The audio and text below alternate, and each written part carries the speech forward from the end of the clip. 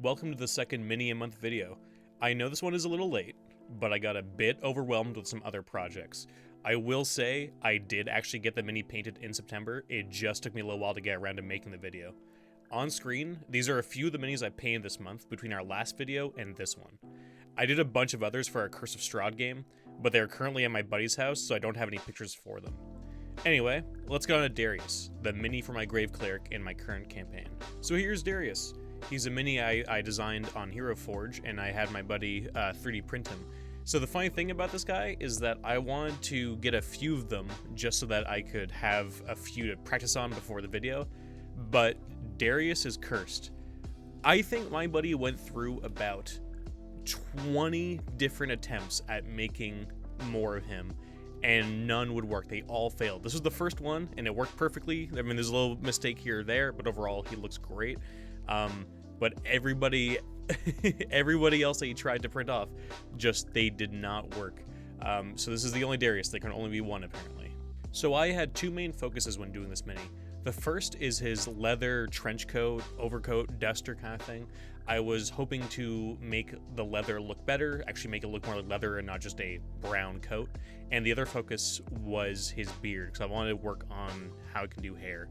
Because so far, I'm very, very early on in my mini painting hobby career. I mostly just put a base coat down for most things, and then I'm kind of like, well, that's done. That's the end of it. But for this guy, I wanted to actually, try and improve a little bit. So with this leather, I first applied a few thin coats of this Vallejo leather brown. One thing I do find with this brown that was kind of funny when I was looking at it was that it kind of grossed me out at first, because it kind of looked like I just smeared like really watery peanut butter all over him. But in the meantime, while I'm waiting for that sort of watery peanut butter color to dry, I decided to work on the little bit of skin. I didn't realize this when I made the mini, but Darius here doesn't wear an undershirt. It seems like he's just has his jacket, and right underneath his jacket, it's just his chest. So we need to throw in a little bit of flesh tone there while the rest of the piece is drying. So right now, all we're doing is just getting a little bit of flesh tone paint there from Vallejo in between the beard and the coat. If we make any small mistakes, which I think I did, just like a little bit of too much dollop here or there, we can just clean that up later. It's not really a big deal, especially at this stage. Early on, you can always easily fix your mistakes without any problem. So moving on past Darius's degenerate fashion choices, we are using Vallejo Gunmetal Silver to cover a few big chunks of the mini. We're covering the inside shield bracket, the helmet, and both the spear tip and pommel. Off-screen later, I paint the boots black and come back with gunmetal silver to dry brush them to give them a nice shiny look. Speaking of painting off camera, there were a few sections where either my camera didn't record or I absentmindedly painted stuff while not filming, so I'll try to point those parts out when I can. I still have a completely jank setup, so hopefully when I get a light box and better positioning, I'll be able to capture a lot more of the process. But for now, enjoy me painting in the far corner of my room up against the wall. So since I have a little bit of time on screen while I paint up all the silver bits, I guess I should talk about Darius and the game. We are playing a really well done Curse of Strahd campaign. There was a bit of a time pressure due to one of our group's members moving away soon, so we're doing the entire campaign in 2 months. So our GM has made a much more linear path for the narrative, and it has been going fantastically. Every session feels meaningful and handcrafted, and there's never a moment where we don't know where we are going or what we are supposed to be doing. Our group consists of a Devotion Paladin, an Open Hand Monk, and a Grave Cleric. Our group dynamic works well, but every session the tension keeps getting ramped up as we run into more and more dangerous hazards. If you're ever running one of 5e's grand campaigns that are plot heavy, I highly recommend taking the linear narrative approach over the sandbox one. I think they work much better in that context. So the next step for the leather overcoat is using the Vallejo Beastie Brown. I applied it across the entire coat, and it gave it a much more leathery color and not so much of a peanut butter color. And then I also off-screen painted the gloves white, just to give them a little bit more contrast, as both the skin tone is very sort of like a light brownish, the leather coat is brown, and the spear and belt are both Rhinox hide from Citadel Colors. So there's a lot of brown on the mini, and I wanted the white to really give a proper contrast to the rest of the mini in that whole body part.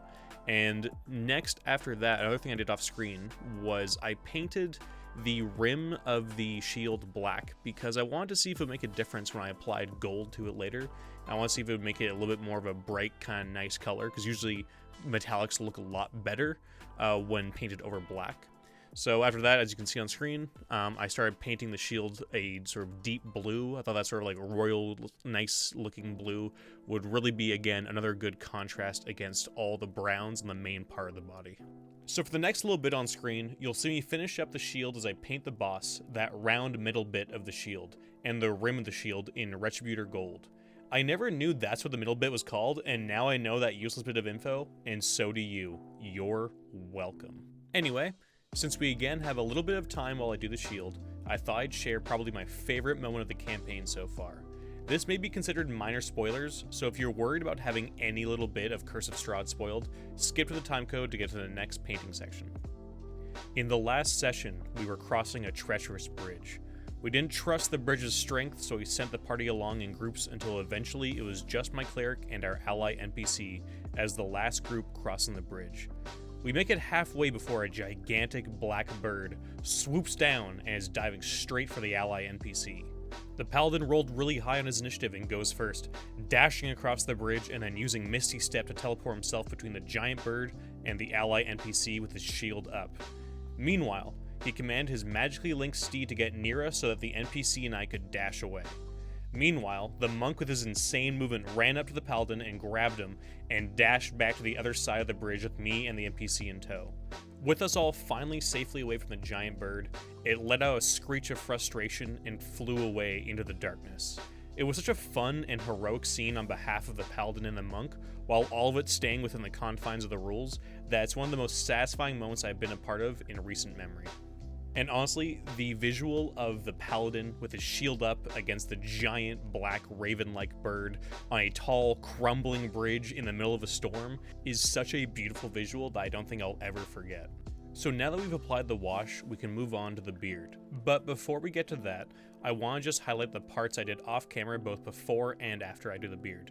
I finish up the base, I edge highlight parts of the leather coat, I clean up some mistakes, I add normal gloss to the metallic parts, and then finish up with the gloss varnish on the metallic bits. I wasn't originally going to add the varnish, but since grubby fingers will be picking up this mini a lot, I thought I might keep Darius looking clean for a lot longer. Alright, now onto the beard.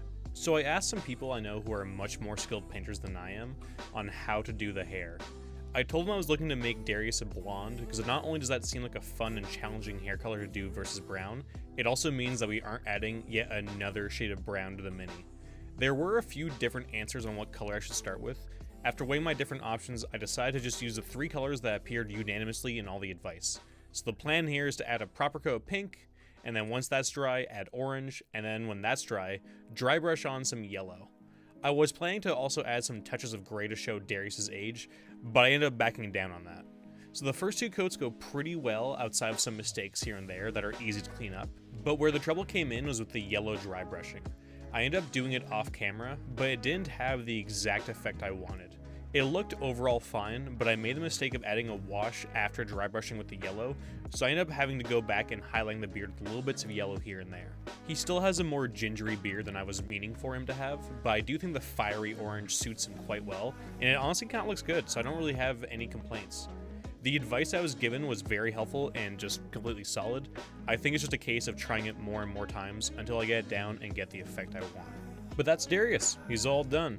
I'm overall pretty happy with him. I think he looks pretty good. He's not, ugly or too terrible. I also was very happy I didn't make any major mistakes because, like I said, Darius is cursed and there will never be another Darius. But here he is with the rest of the crew. And it's time to pick what mini I'm doing for Halloween. So like last time, we have 3 choices, and I thought since it's going to be for the end of October that we should have some fun, spooky choices. So the first choice here is this adorable little zombie trying to show you his pitchfork. The second option is this little ghosty boy. And the third option is this big old direwolf. So let me know in the comments below which one you want me to paint for next month. Anyway, thanks a lot for watching, and I hope you enjoyed the video, and I will see you next time.